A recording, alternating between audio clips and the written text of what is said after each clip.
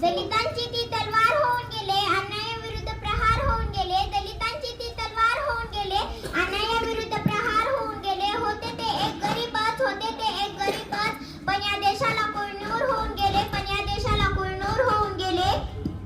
वर्गाच्या बाहेर बसून सुद्धा भारताचे संविधान लिहून गेले, भारताचे संविधान लिहून गेले.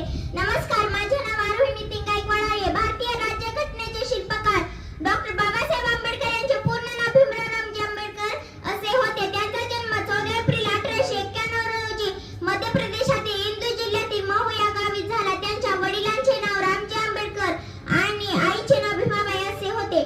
डॉक्टर बाबासाहेब आंबेडकर अवघे 5 वर्षाचे असताना त्यांच्या आईचे निधन झाले. डॉक्टर